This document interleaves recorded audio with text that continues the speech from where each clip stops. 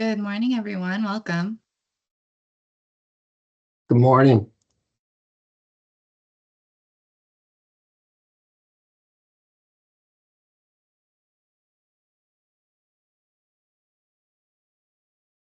All right. Thank you all for joining.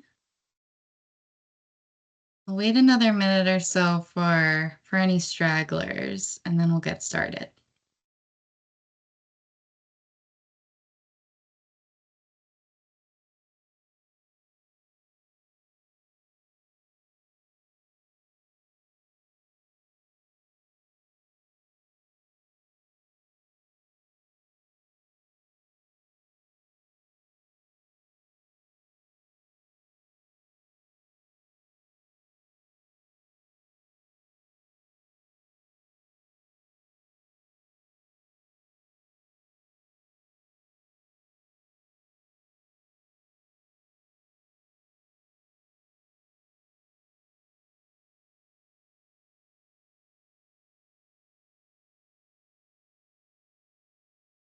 All right. Well, what do you say, Adrienne? I think we'll just get started. All right. I see a thumbs up. All right. Well, welcome, everyone. Good morning. Happy Wednesday. Just a few housekeeping items. We'll have folks please stay muted during the session. We'll have plenty of time for questions at the end. These slides and the session itself will be recorded and posted on the website. So know that you can come back to this, or if you're joining late, always an option to find the slides online.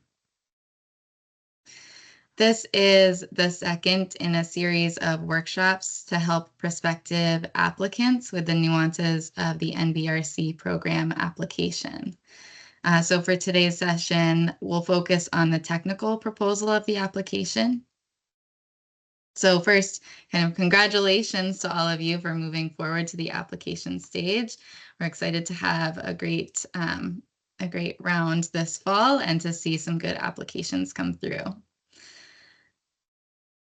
I'm co-hosting this session with my colleague Adrienne Harrison, who's here, and we will kind of flip-flop, so you'll hear two voices. And I see that we also have some NBRC partners on the call. So Sarah Demers from Maine.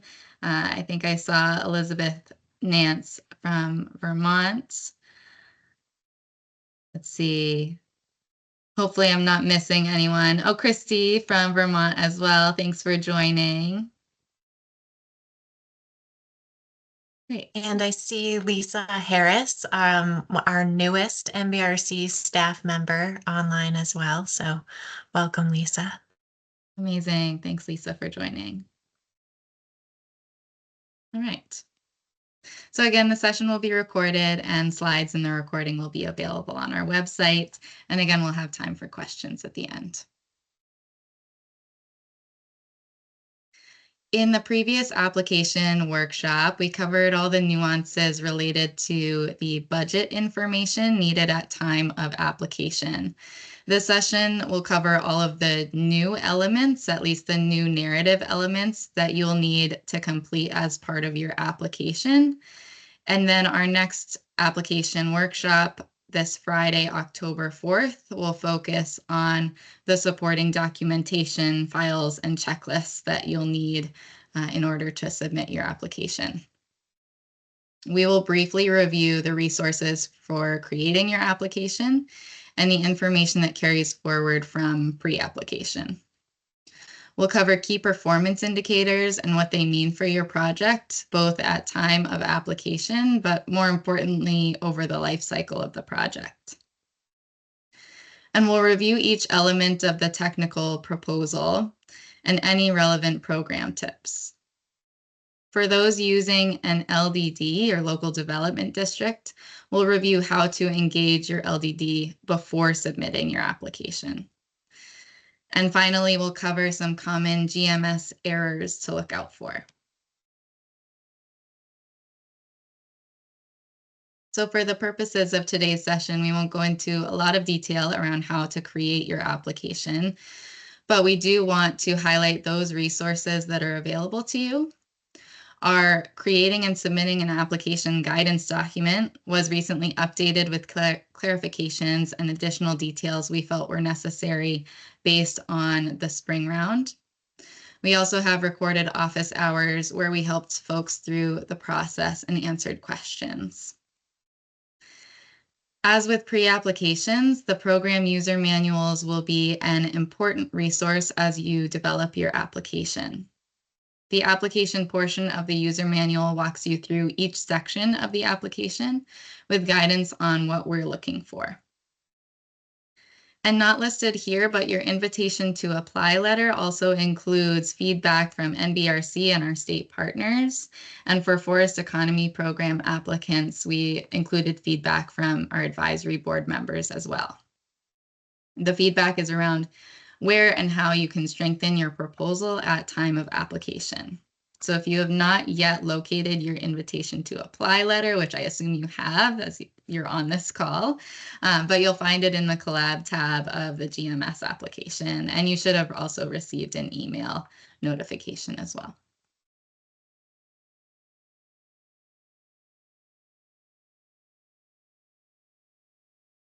Our first workshop, hosted last Thursday, covered all the application information related to budgets. And just a reminder, all of these will be available online, and the next session will go over forms and files and checklists.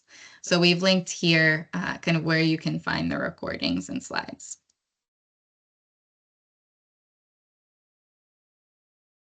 All right, I'll pass it to you, Adrienne. Great.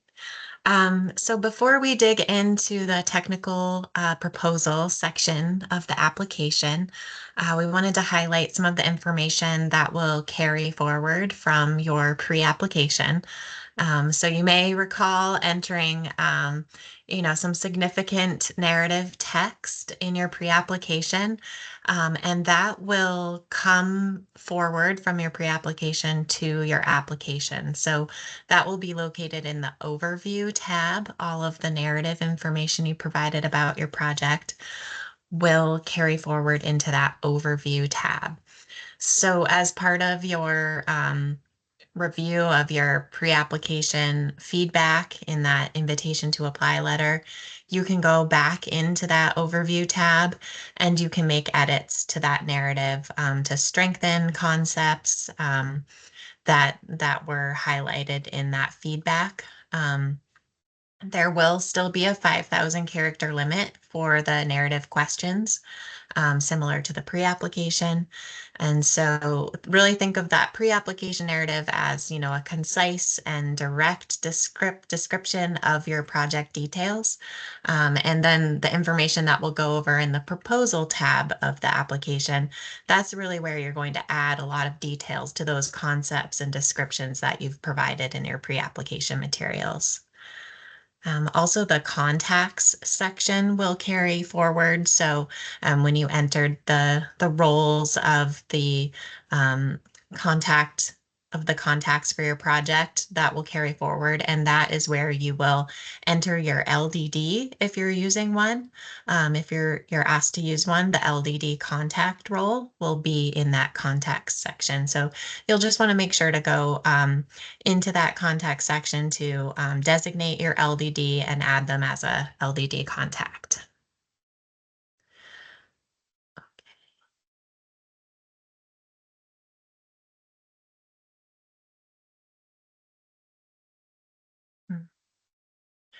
For some reason, the slide won't forward. Oh, there we go. Okay, it did. Okay, so referring back to that invitation to apply letter, highlighting a few sort of common areas of feedback that were provided as part of that letter.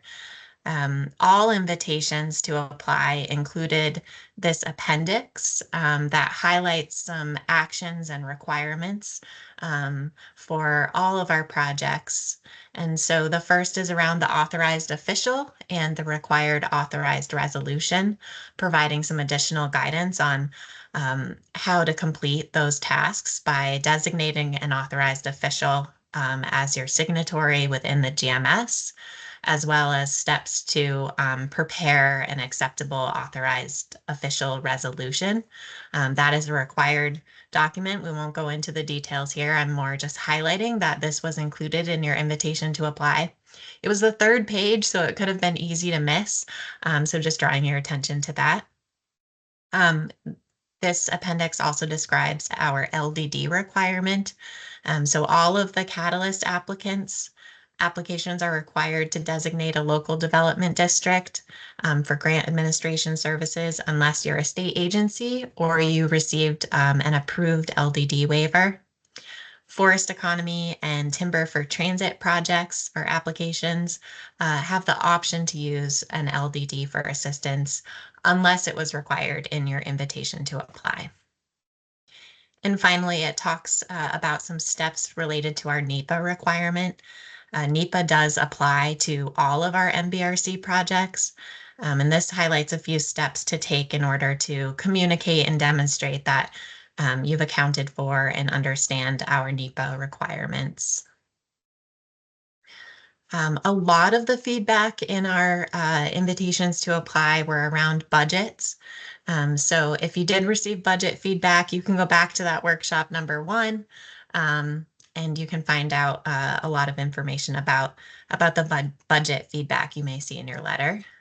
Another common one was around a notice to proceed, and that is highlighting a potential area in your pre-application where either project work is already ongoing, contractors may have been identified, and it's noting that any work completed or funds committed before receiving your notice to proceed from NBRC are not eligible for reimbursement and cannot be counted as match.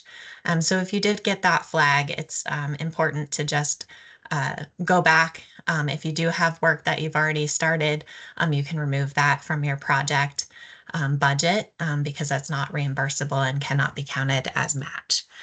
And of course, if you have questions about any of your feedback you received, you can email admin@nbrc.gov.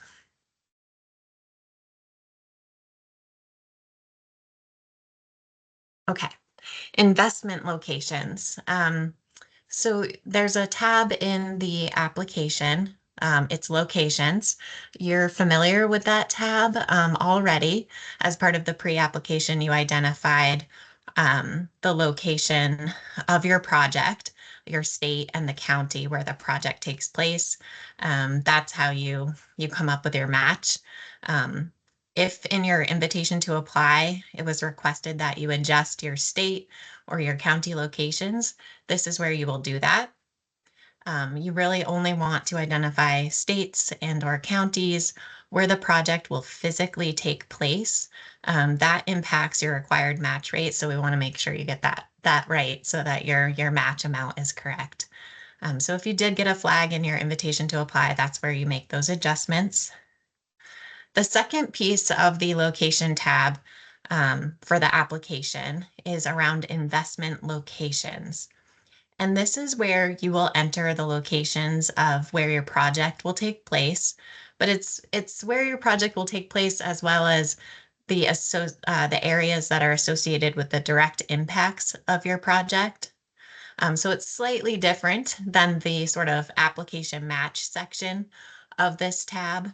It's really looking at the investment locations of your project. And we'll go through some examples because this can be, this is a different way to look at your project.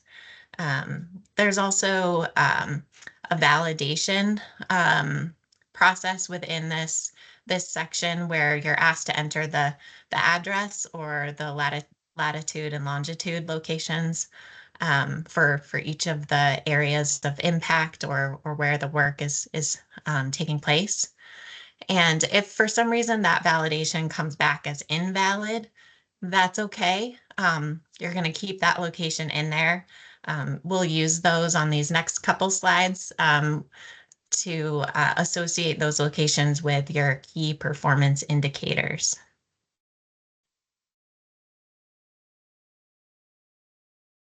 Okay, so investment locations, again, this is really looking at areas of impact for your project. And we realize that can be difficult to kind of pin down with an address. So we're going to walk through a few examples to highlight, how we hope that this can be completed, to give us an idea of really where your project will have impact. So for instance, if you have a workforce development project, um, a workforce development program type project, you may have, a training or a networking event that's part of that program, and you would want to enter the locations of where those events would take place. So if there's a physical building that they'll take place, you'll enter that address in to give us an idea of where the workforce development project was where the implementation of that program occurred. If you expect that a program like this would have a direct impact area for, say, an entire town, um, again, an entire town is hard to give a specific address for, so you could enter the town office address as a proxy for the town. So if you expect a town-wide direct impact of your project, we suggest entering the town office as a proxy. Similarly, if your project is impacting multiple towns, you can use the town office address as a proxy for those other towns. That signals to us that your project has a broader reach than just where the workforce development events are happening. Another example, often we have the construction or renovation of facility. That's a simple one. You're going to enter the address of the facility itself where the construction or renovation is taking place.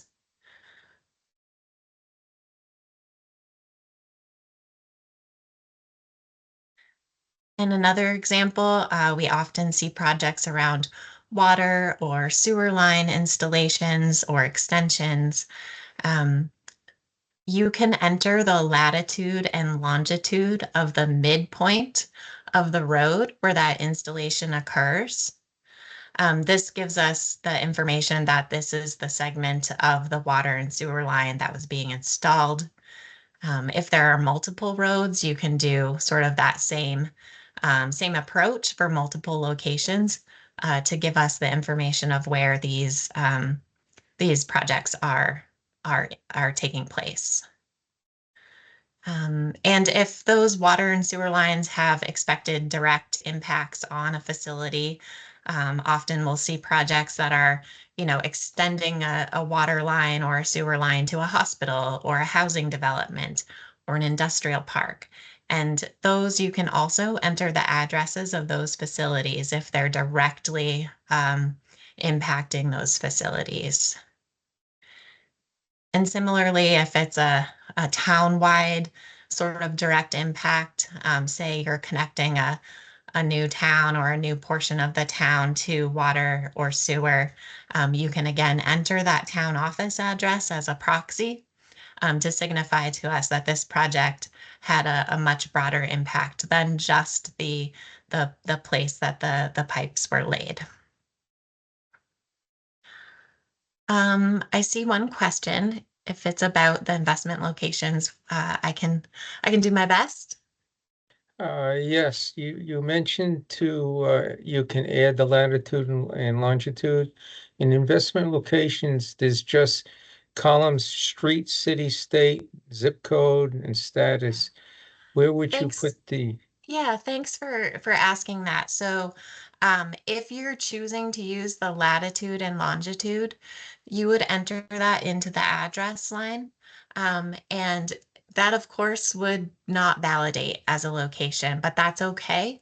That's a signal to us that you're giving a very specific location. The latitude, longitude works for us. So you may not receive a valid location when you enter the latitude and longitude, but that should be entered into the address line. Thank you for asking that. That's a good point. Thank you.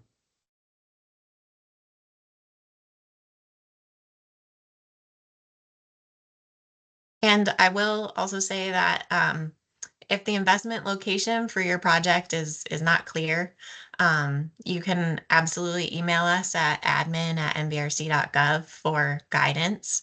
Um, this is a new thing for us where we're trying to visualize and capture the exact areas of impact of our projects. So we're really excited about the information that this will yield for us in order to better communicate where our investments are impacting in our region.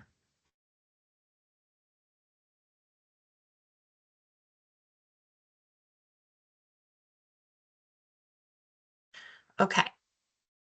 So our key performance indicators, these are also located in that locations tab. And they are the connection between those investment locations and your project goals and outcomes. So as part of your proposal and probably part of your pre-application, you were communicating to us what your project goals and outcomes are. And this is where you can directly connect those project goals and outcomes with investment locations. A few important notes before we um, get into the KPIs themselves. Not all performance indicators are relevant to every project. We don't expect you to have a value for every single performance indicator that is available to you. So if a indicator is not relevant to your project, that's totally okay. We really want you to focus on the ones that are appropriate for your project. Definitely, as this blurb says, quality over quantity.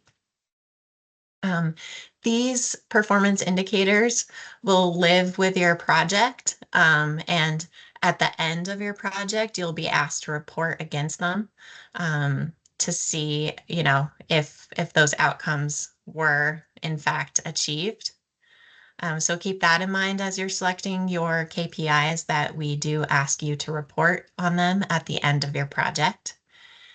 And these KPIs should be supported in your proposal information.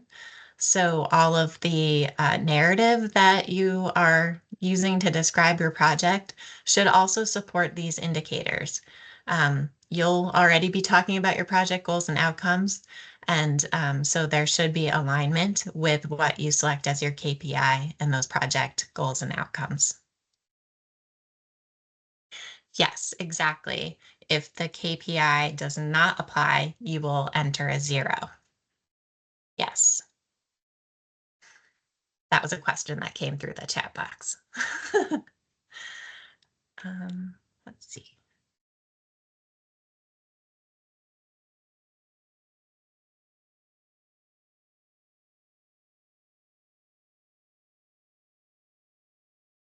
We tested our ability to make the slides move, but my slides aren't moving very well for me. Sorry about that for the delay.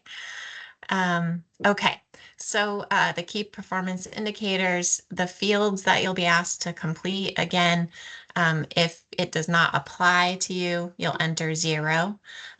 You'll see the column that's labeled target. That's where you will enter either a number value or a dollar value that's associated with that particular measure. One handy tip I find is this corner button with the 3 lines.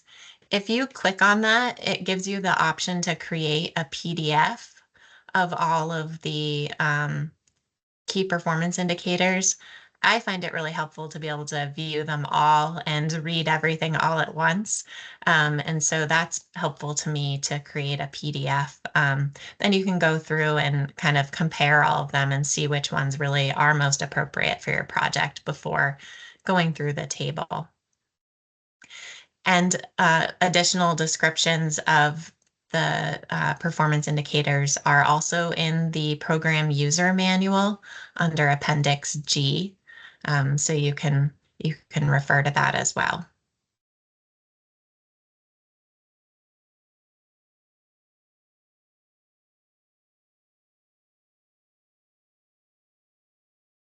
All right, I will hand it back to Marina.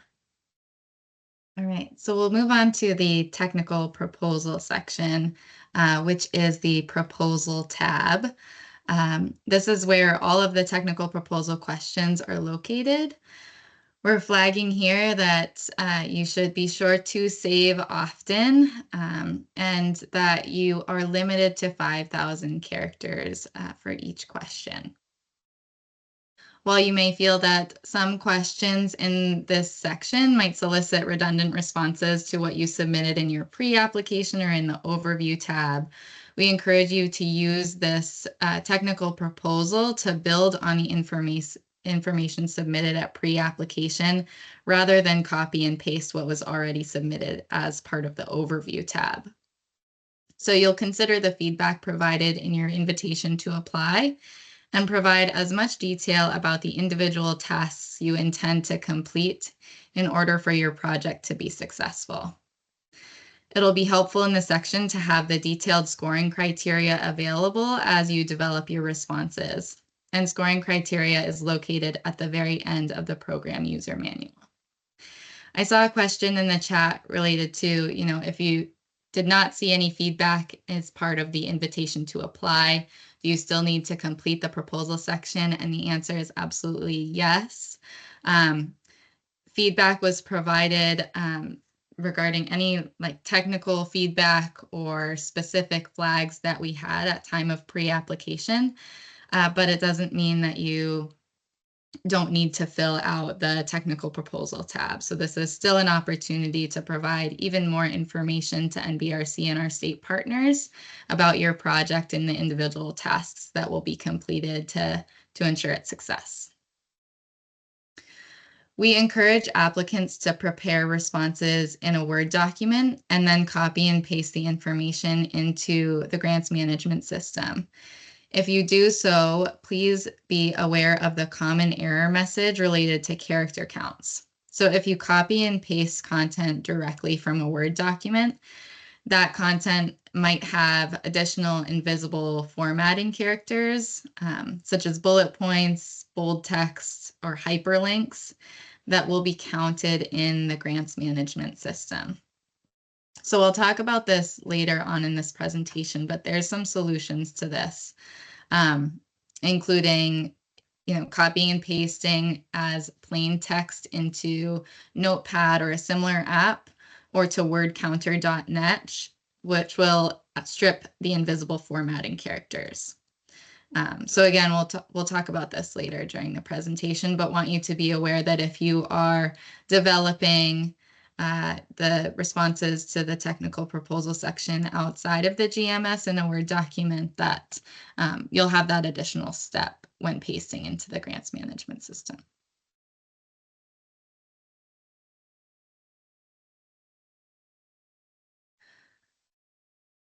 In the approach and methodology section, we'll ask that you provide a detailed explanation of how you will implement your project. Include an explanation and documentation of how the project addresses state and program objectives and investment priorities. Again, be sure to review the scoring criteria for additional insight on how this section will be scored. Within this section, you might also identify any partners involved in the project and elucidate their roles.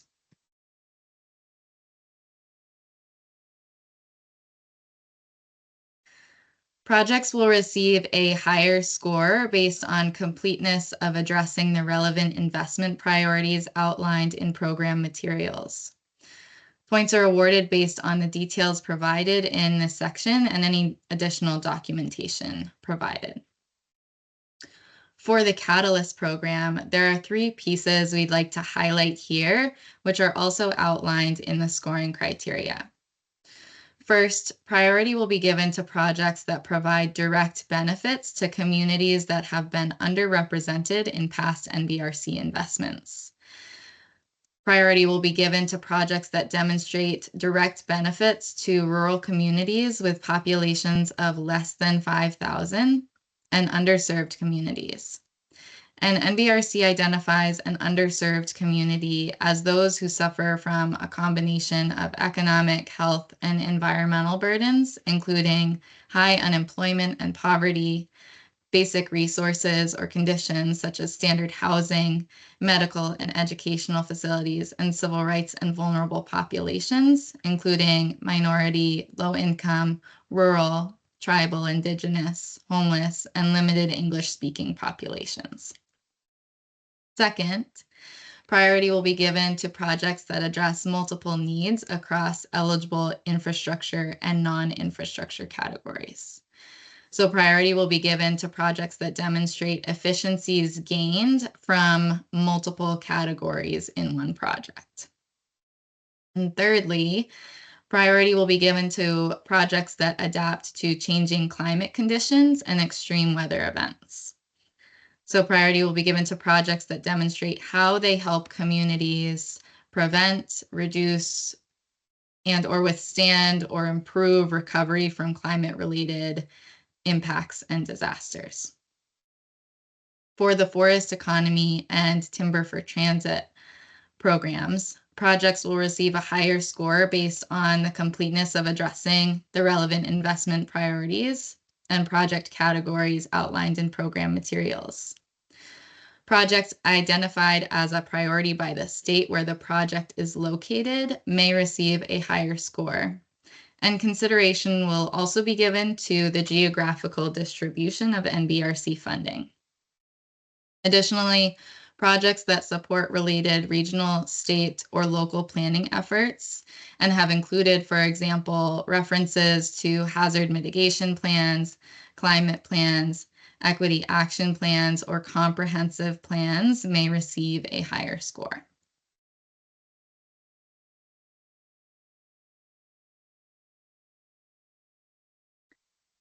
The next is the economic impact section. Within this section, we ask that you share the anticipated results of your successful project and why it's important and what positive impacts, specifically economic impacts, will result. You might use this section to expound upon the key performance indicators you identified in the Locations tab. So you'll see that in the Locations tab, when you identify a key performance indicator, you say, what it is, how many jobs retained, for example, or how many jobs created. And this economic impact section is an opportunity to explain those key performance indicators further and why you chose them.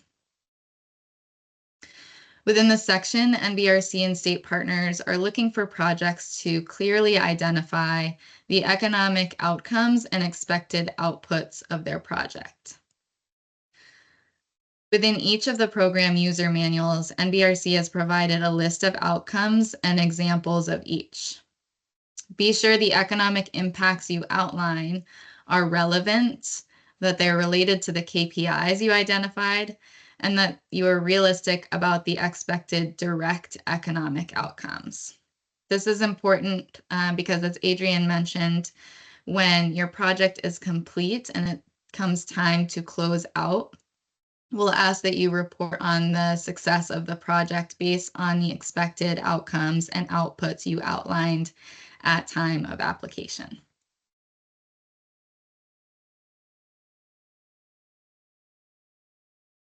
For all programs, projects will be reviewed for the anticipated direct economic impact.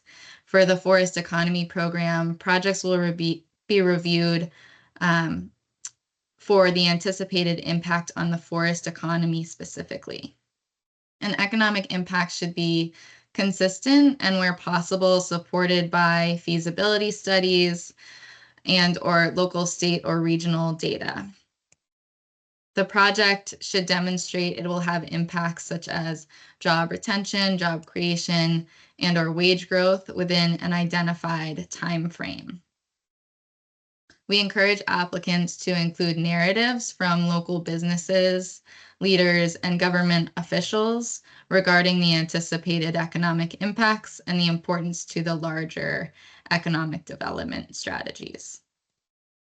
For the Timber for Transit program, feasibility projects, so projects that are just focusing on that feasibility category, should base their responses here on the anticipated economic impact of actually implementing the project and provide documentation supporting these anticipated economic impacts. Applicants should also articulate a pathway from feasibility to implementation. For the Forest Economy program, highly competitive projects will provide some justification and documentation supporting the expected economic impacts in the form of letters of support, business commitments, relevant studies, data, and other forms of supporting documentation.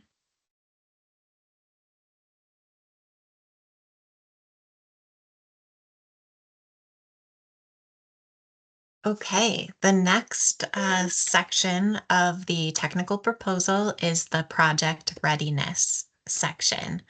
And this is, I would say this is a really critical narrative piece. I mean, they all are, but this is something that we really, at NBRC especially, scrutinize in terms of how ready is your project to move forward.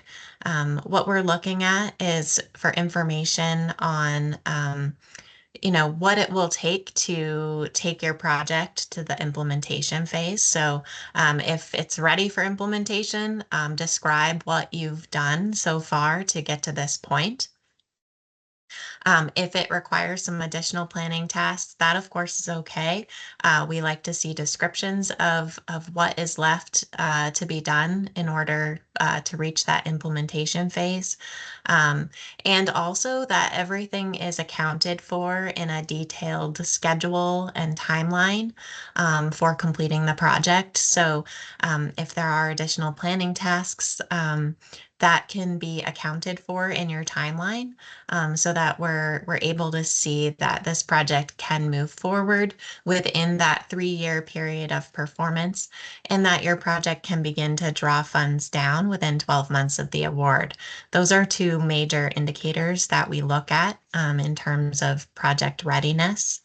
We're also really looking for you to account for that NEPA environmental review process here in the project readiness category. There should be information on including the NEPA environmental review in your timeline and that it's part of the process to get to that notice to proceed, to get to that ability to begin work and drawing down funds for your project. So that's really important to describe here and to document that your project will be ready. Some specific program tips. Let's see if I can make it move. There we go. So all of the project readiness scoring criteria evaluation points are located in the scoring criteria number 1 for NBRC. So across all programs, you'll go to that section of the scoring criteria to view specifically what that program will be evaluating. For Catalyst, as in all of the scoring criteria, there's also a complementary state scoring criteria. You will want to review your state's scoring criteria for any additional evaluation that they may have on project readiness. We're pretty well aligned between the NBRC review of project readiness and state's review of project readiness, but I will call out that it's important to look at what the state is looking for in their criteria. I've highlighted some of the specific elements that Catalyst is evaluating earlier, but I'll go over them planning and design to highlight what has been done or what may still need to be done in that section, in that category. And I will say that that can apply to a construction project. It could apply to a program. If you have a program type of project, what has been done to design that program or what may still need to be done in the planning to get that program up and running. This is also where you'll include that timeline and milestone schedule. We're really looking for the timeline and the milestone schedule to include key components of getting to that notice to proceed, including that NEPA environmental review, key construction milestones, key program implementation milestones, as well as when that project is expected to conclude. And we're looking for that to all be within a 3-year project period. This is also where you'll talk about the need for your project, why this is an important opportunity to fund now, the immediacy of this project, meaning, really, why is this critical to move forward at this point?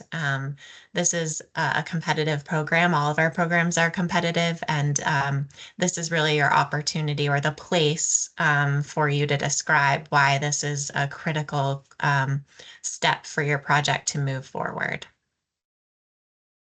And of course, for the forest economy program, you'll want to review that specific scoring criteria number 1. And same with the timber for transit program, scoring criteria number 1 in those particular program user manuals.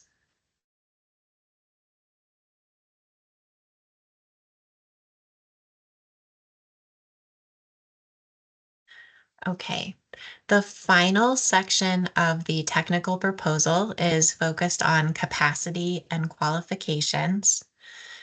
This is where you can explain the capacity of your organization to complete the project, as you've described.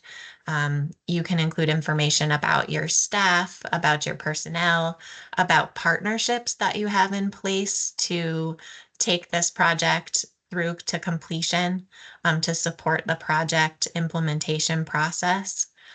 So this is an area, again, that we'll look to for information on really how you can ensure that this project will happen during that 3-year period, and all of the resources available to your organization and your partners to make this project happen.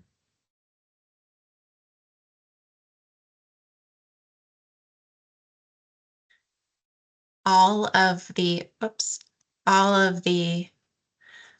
scoring, all of the capacity and qualifications scoring criteria and evaluation metrics are in the number 5 scoring criteria.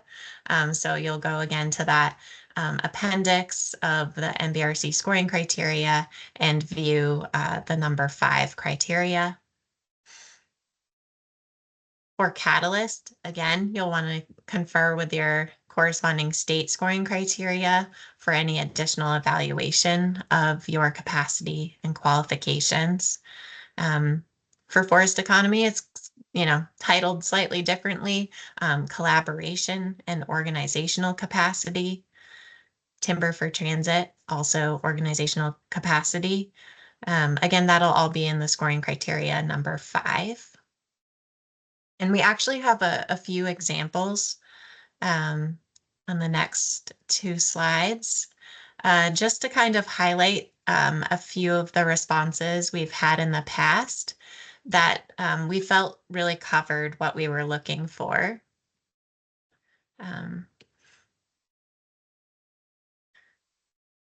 slides do not, there we go, want to advance. Okay. So the first example, you cannot read this, I'm sure. So I apologize for the gymnastics your eyes may be trying to do. I put this in as a resource. So if you'd like to go back and take a look at the slides for, a complete and what tended to score pretty well as a capacity and qualifications response for the Catalyst program. It's here as a resource.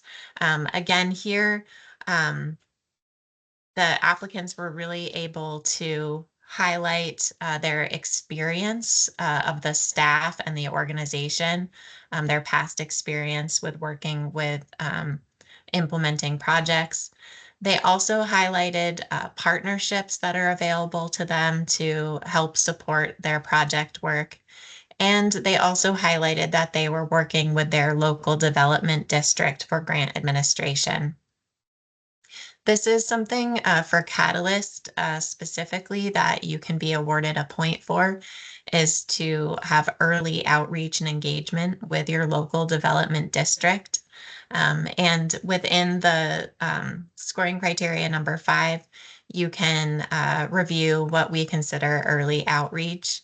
Essentially, that includes adding the LDD contact to your application, and demonstrating communication with the LDD in this response. So we hope that you'll do, if you're using an LDD, we hope that you will have early communication with that organization. Let's see, the next example came from a forest economy program application. And this example in particular, they did a really detailed job of describing the staff experience and capacity for completing this project. So these are really the primary folks that will be working on this project, and they really described their role and experience related to the work that they would be doing in the project. So we hope those are helpful resources as we try to explain and clarify what we're hoping to see in the capacity and qualifications section of the technical proposal.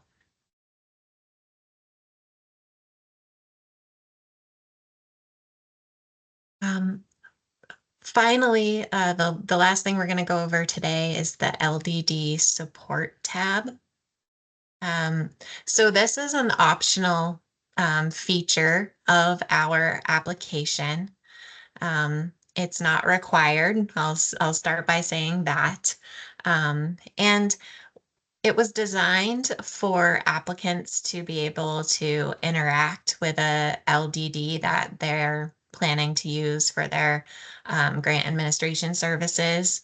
LDDs are a tremendous resource, and if they have the time and capacity to review a draft application, that can be, really helpful, really advantageous to you as an applicant. So for applicants, planning to work with an LDD, again, you can do that early outreach and engagement with your LDD. You can ask them if they're willing and kind of able to take a review of a draft application.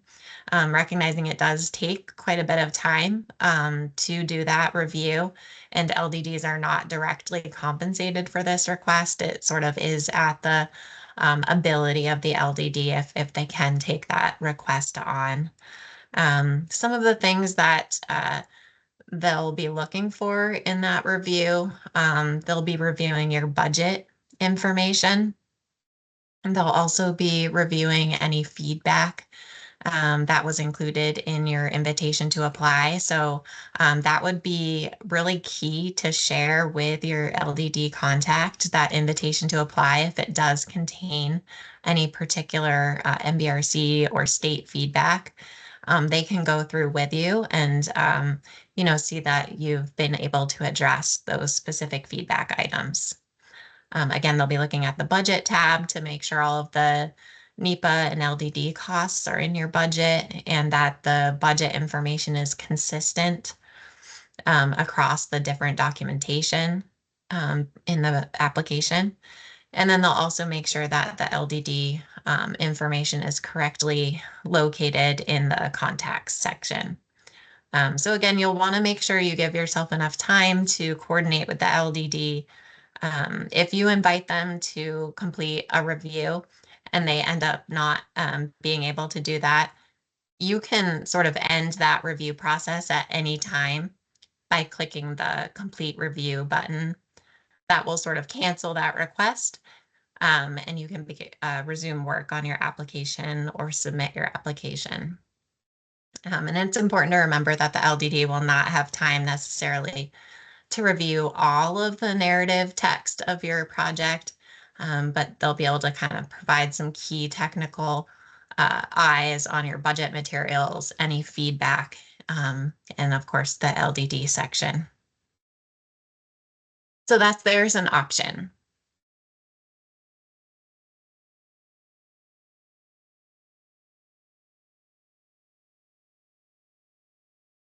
I think it's back to Marina. Thank you. So moving into the common technical proposal errors, we'll ask that you be sure to submit your application early to give yourself some time in the event you receive an error message. NBRC has developed a resource for common GMS error messages, which is linked here and available on our website. If you run into issues that are not listed within this GMS errors resource document, please be sure to reach out at admin@nbrc.gov right away, and we'll be available to help assist you. One common error message that we want to highlight here, and which I touched on earlier during this presentation, has to do with formatting and the character count. So we mentioned this earlier, but important to reiterate that if you choose to develop your application in a Word document outside of the grants management system and paste answers into the GMS, you may receive an error message when you go to submit the application, so it won't come up right away. But if you copy and paste that content, again, we'll have those invisible formatting characters, such as bullet points and bold text and hyperlinks. So our suggestion is to, if you're developing in a Word document, to keep the formatting as simple as possible. So try not to use tables or those types of things, and do the formatting within the GMS when you're ready if you want to add those.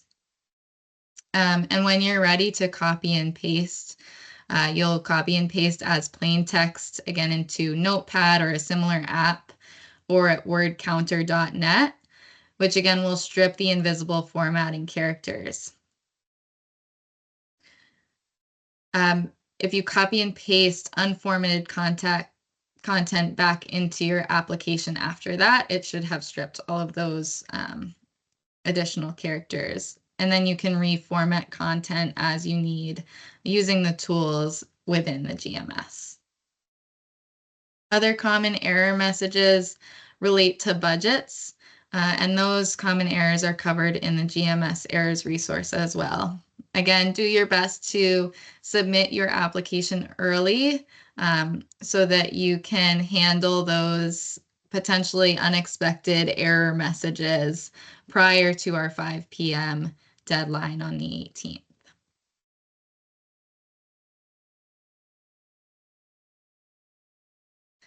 All right, and we've mentioned this before, but be sure to review and reference the relevant program scoring criteria as you develop your technical proposal.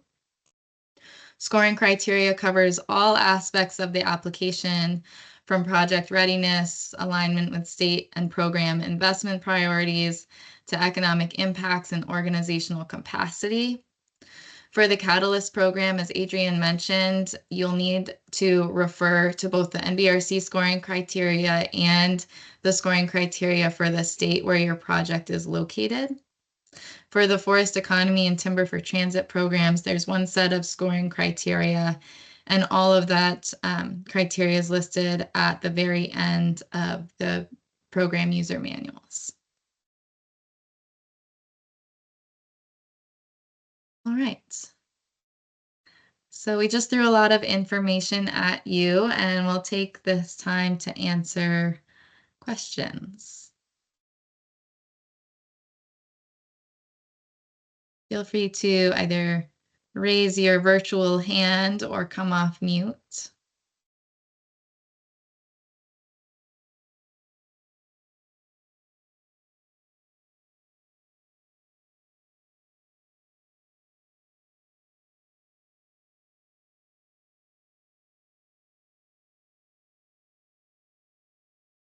Thanks, Adrienne. So there was a question in the chat regarding whether the character count includes spaces. And the answer is yes, it does.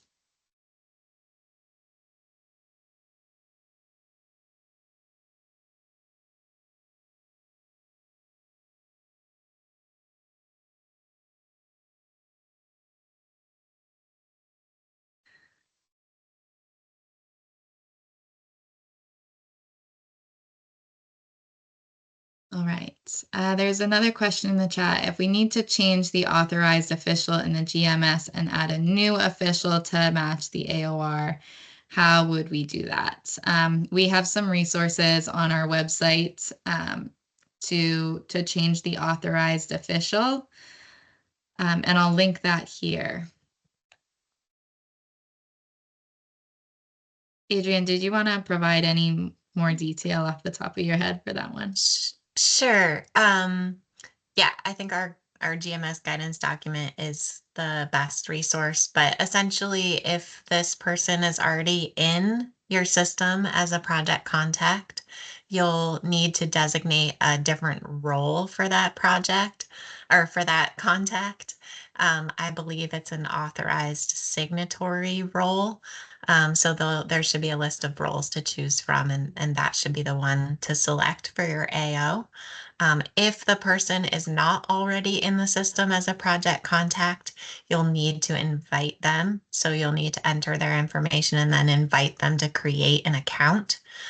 We do only allow 2 users per organization. So if you run into any technical issues with completing that task, you can email us again at admin@nbrc.gov with the application EGMS ID number, and let us know that you're having an issue either creating the user account or finding the specific role to designate them as your AO, and we can help you. But this guidance that was linked should do it for you.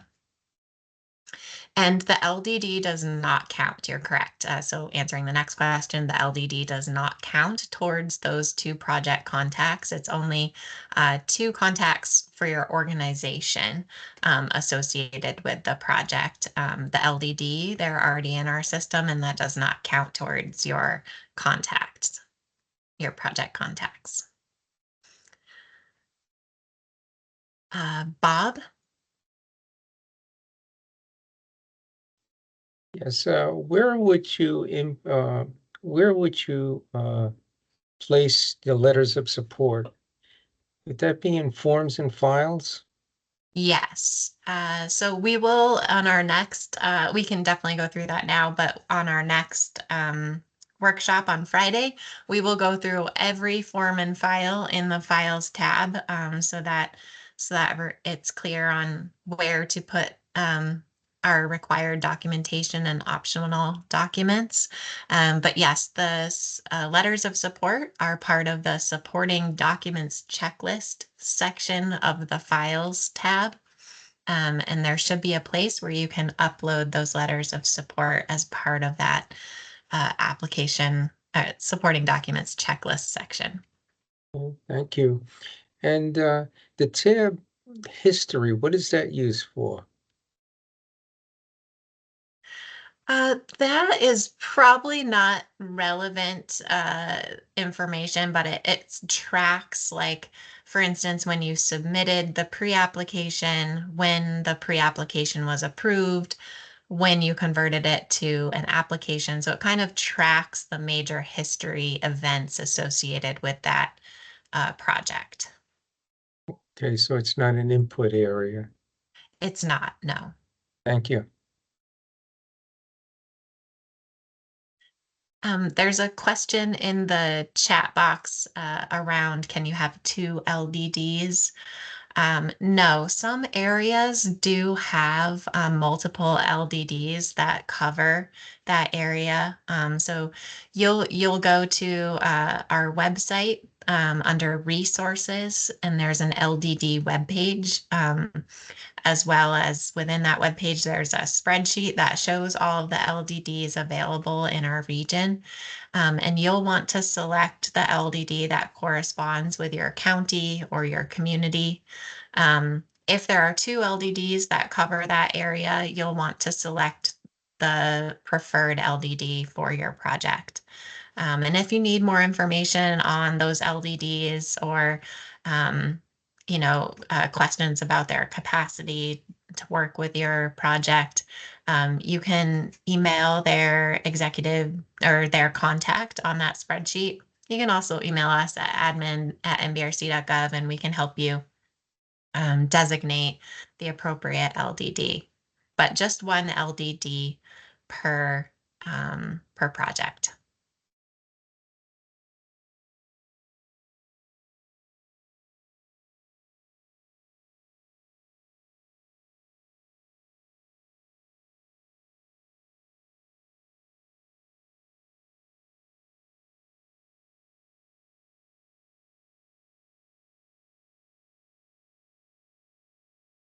Any other? Oh yeah, go I ahead. was just going to say, seeing a pause and questions coming through the chat and hands raised, I wanted to offer a chance for our state partners on the call to add any comments to the discussion here.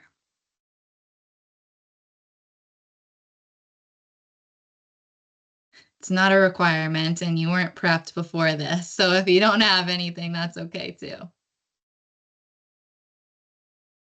This is Sarah Demers from Maine. I guess I would just first thank NBRC for all the great resources that you've put together, and remind folks to also include, as part of your application, alignment with your state priorities. That will be really important as part of the scoring. And that information can be found on NBRC's website. You can also reach out to your state program manager if you're not sure where to find that. Thanks, Sarah.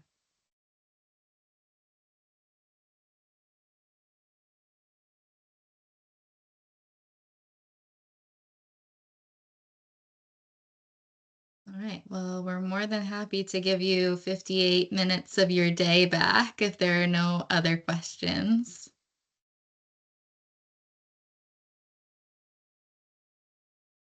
Well, there's another question here about locations, Adrienne, involving infrastructure upgrades.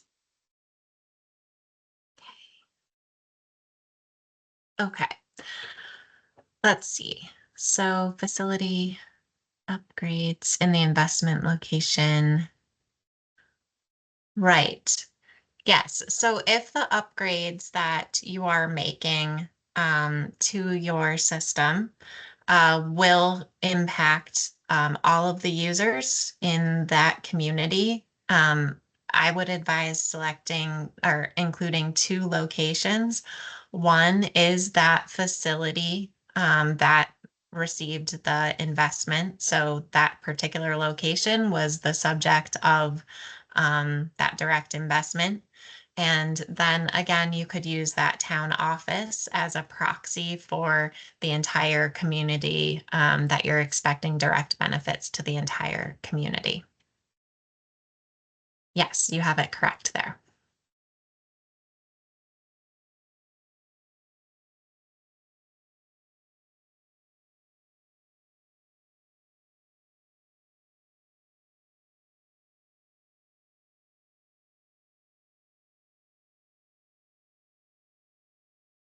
Thank you all so much, and good luck with your applications. If questions come up, again, please feel free to email us at admin@nbrc.gov, and please use your GMS ID in the subject line. That will allow us to address your questions more efficiently. Thank you for being here. Have a great day. Thank you.